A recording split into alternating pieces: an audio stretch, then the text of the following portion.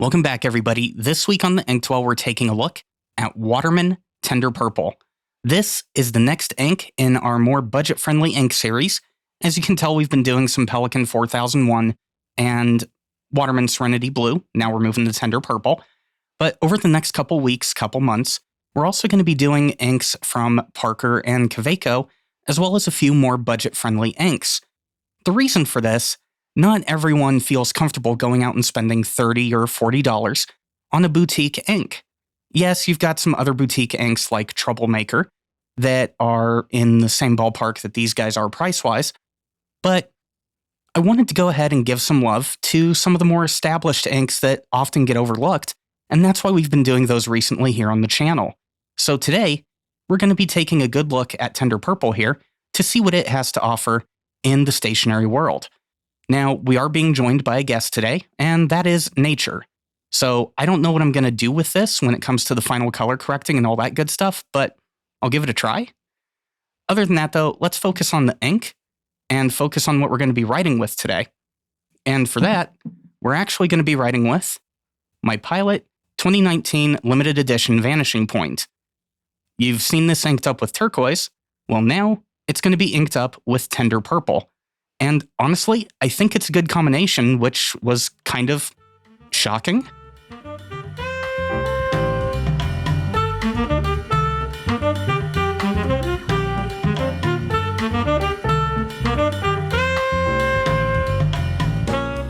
But let's go ahead and take a look at the writing sample. So here we are on our Endless Works Tomoe River paper notebook. Already I can tell that this one's definitely different than the 4001 Violet that we did last video. It's a deeper purple. Not quite sure I would necessarily qualify it as tender, but it's in the name, so I guess we'll go with it. I like how it's coming out of the Pilot Vanishing Point. I'm not having any flow issues at all, and it's actually giving me a little bit more shading this time around than we got from the 4001 Violet. It's actually a really good look, and I like what we're seeing here. Now, looking at the dry time, though, this is going to be a little bit rough for this ink. I mean, at 30 seconds, I'm still getting smearing, and it's taking almost a full minute to dry on Tomoe River paper, and that's saying something. I haven't had an ink that slow on the dry time for quite a while.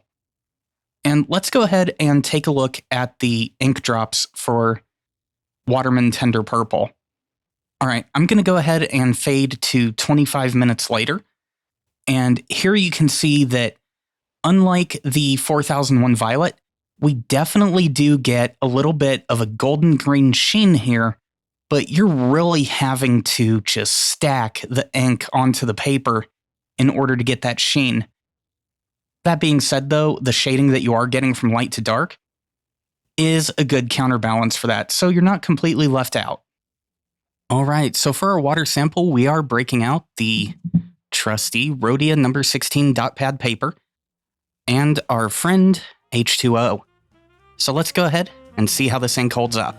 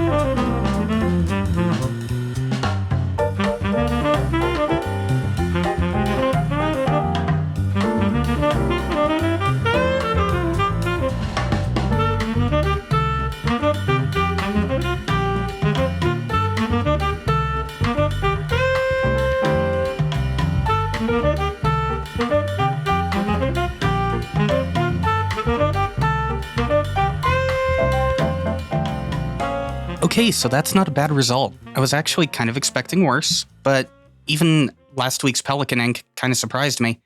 let's take a little bit of a closer look here.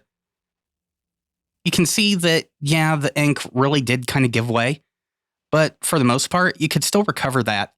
I'd like it to be as resistant as the 4001 Violet, but overall, I still think this is a pretty good result, and you guys have seen a whole lot worse here on the channel.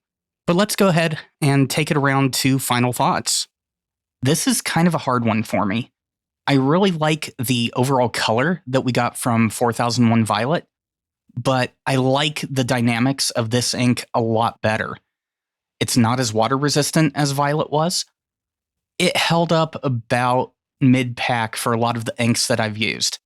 I would like to see a little bit more sheen from this ink.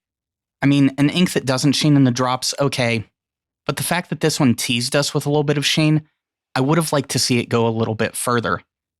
Now, that being said, this ink does have quite a few pros to it. The shading is superb. It's got a much more prominent light to dark profile than we got from 4001. I think it is a little bit more of a vibrant purple. That being said, there could be a purple down the line that manages to throw this one out the window, and in which case I'll recalibrate if that happens. I'm also liking the flow from the pen. It's a well-lubricated ink, and it's a very wet ink. On regular paper, it's not taking nearly as much time to dry as it did on Tomoe, so don't completely count it out. Just be a little bit more mindful of the situation you're using this ink in. It's great for pen pals. It could be good for work, depending on your situation. And honestly, it's one of my favorite inks for journaling, because everything I do is in a Tomoe River paper notebook. But that's going to wrap up this video. Thank you guys for watching. If you liked the video, hit that like button. Don't forget to subscribe. Also, support the channel by using the Penschley discount code down below, or supporting the channel over at Patreon. I'm going to try to get videos up a week in advance over there, and a little bit of behind-the-scenes stuff every now and then as well. Don't forget to click the social links down below, and also join the Discord channel. And for you podcast lovers out there, don't forget to check out 2 Guys 0 Planners with myself and Urban Hafner. Once again, thank you guys for watching. I'll see you next week.